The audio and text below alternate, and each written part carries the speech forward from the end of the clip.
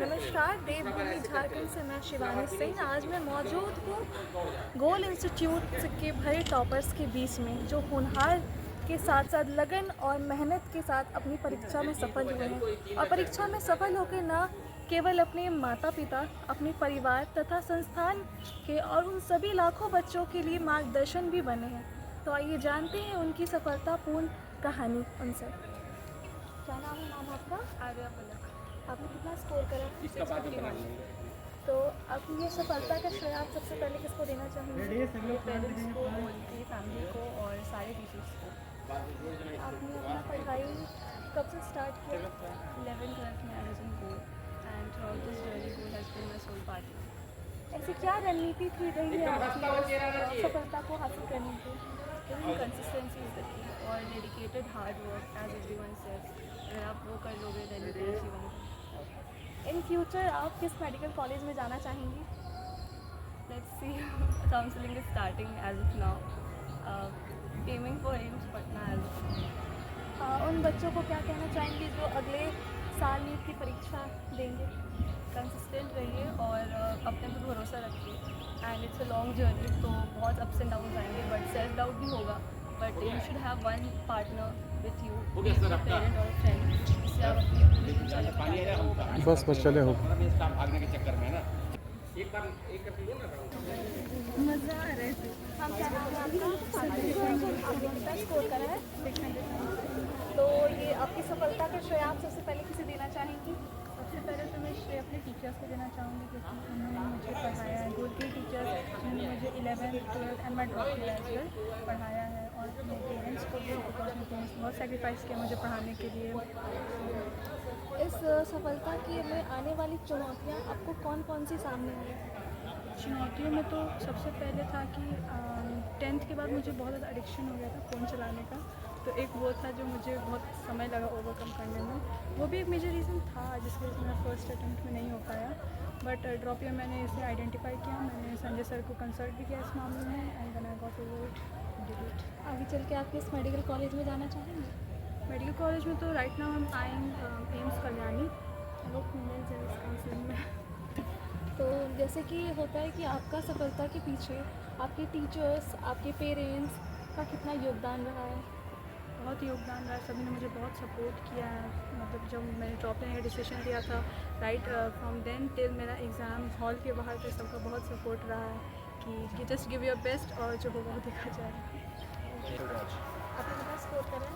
631। तो सबसे पहला सवाल मेरा यही रहेगा कि आप इसका श्रेय आप किसे देना चाहेंगे? पेरेंट्स को देना चाहूँगा, हालांकि पता नहीं चलता है, पर आई थिंक बैकग्राउंड उन्हें काफ़ी रहता है। तो आपकी पढ़ाई की रणनीति क्या थी? रणनीति ऐसा शुरुआत में तो कुछ नहीं थी, धीरे धीरे बनती गई। सो बस कंसिस्टेंट रहना चाहिए। टीचर्स और पेरेंट्स का कितना योगदान रहा है? टीचर्स का तो ऑफकोर्स रहता ही है, क्योंकि वही पढ़ाते हैं। पेरेंट्स का वो ज़्यादा कुछ कहते नहीं है, यही सबसे बड़ा कंट्रीब्यूशन है। भविष्य में आगे चल के कौन से कॉलेज जाना चाहेंगे? कौन से मेडिकल कॉलेज? कॉलेज कोलकाता का सोच रहे हैं, उधर काफ़ी अच्छे कॉलेज है। और किस स्पेशलिटी डॉक्टर के रूप में आप खुद को सामने लाना चाहेंगे? स्पेशलिटी आई थिंक थोड़ा अर्ली होगा अभी बताने के लिए, बट स्टिल जनरल सर्जरी में भी। Many many congratulations. Hello sir, क्या नाम है आपका? आपने कितना स्कोर करा है? 607। तो आप इस सफलता का श्रेय किसे देना चाहेंगे? माता पिता को और तो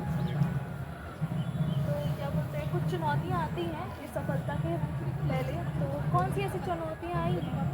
चुनौती तो आती रहती है बीच बीच में। कंसिस्टेंसी भी बहुत एक इंपॉर्टेंट फैक्टर होता है इसमें, क्योंकि जब बच्चे एग्ज़ाम दे रहे तो आपको एक तो कंसिस्टेंसी तो रखना ही पड़ेगा। साथ ही प्रेशर भी होता है कि जब 22 लाख 80,000 90,000 कुछ अराउंड बच्चे एग्ज़ाम दे रहे हैं, तो आपको उसमें कुछ 99 परसेंटाइल के अंदर आना है, या उससे भी और ऊपर ही आना है आपको, तभी आपको एक अच्छा कॉलेज मिलेगा इंडिया में। तो मुसीबत तो आती रहती थी, लेकिन गोल ने इतना मतलब हेल्प किया कि उसकी वजह से मतलब उस चीज़ के बारे में ज़्यादा सोचा नहीं। सर बोले कि अपने टेस्ट पे अपने ऊपर फोकस करो, दूसरे के मार्क्स पे मत फोकस करो, तो इसकी वजह से इम्प्रूवमेंट होता गया और अच्छा रैंक आया। आने वाले साल में जो स्टूडेंट्स नीट की परीक्षाएं देंगे, आप उन्हें क्या कहना चाहेंगे? कंसिस्टेंसी सबसे इंपॉर्टेंट है। ऐसा नहीं कि एक दिन 10-20 घंटे 10-12 घंटे पढ़ लिया और अगले दिन कुछ नहीं पढ़े, तो ऐसा नहीं होना चाहिए। अगर आपसे नहीं हो रहा है 10 घंटे तो 5-5 घंटे डेली पढ़ लीजिए। क्योंकि एक दिन 10-12 घंटे पढ़ लिए फिर अगले 2 दिन आप नहीं पढ़े तो उससे कोई बेनिफिट नहीं होने वाला आपको। तो डेली का एक टाइम टेबल होना चाहिए कि 6 या 7 घंटे लगातार आपको पढ़ना चाहिए, और अगला सब जैसे CBT होगा तो अब JEE मेंस के पैटर्न को थोड़ा सा समझने की कोशिश करना चाहिए।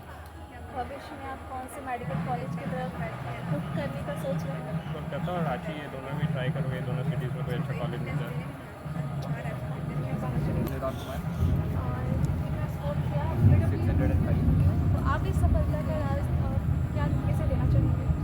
ये मैं अपने टीचरों को फिर पेरेंट्स को देना चाहूँगा। और ये सफलता में आपके पेरेंट्स और टीचर्स का कितना योगदान रहा है? टीचर का तो मेजर हैंड रहता है, उन्होंने मेरे सारे कॉन्सेप्ट्स क्लियर किए, डाउट्स क्लियर किए, सारा कुछ समझाया कैसे क्या करना है, सब कुछ उनका ही है। पेरेंट्स का है कि वो हमेशा सपोर्ट करते गए, कभी टेस्ट में कम मार्क्स भी आता था तो सपोर्ट करते थे कि और अच्छा करो, कोई बात नहीं, कम आया तो ये एग्ज़ाम रियल नहीं, मेन एग्ज़ाम नहीं है, मेन एग्ज़ाम में हो जाएगा, अच्छा हो जाएगा। तो कभी भी ऐसा नहीं था कि डांट पड़ा या कि क्यों कम आया, ये सब कभी नहीं हुआ। तो पेरेंट्स का काफ़ी सपोर्ट था इस चीज़ में।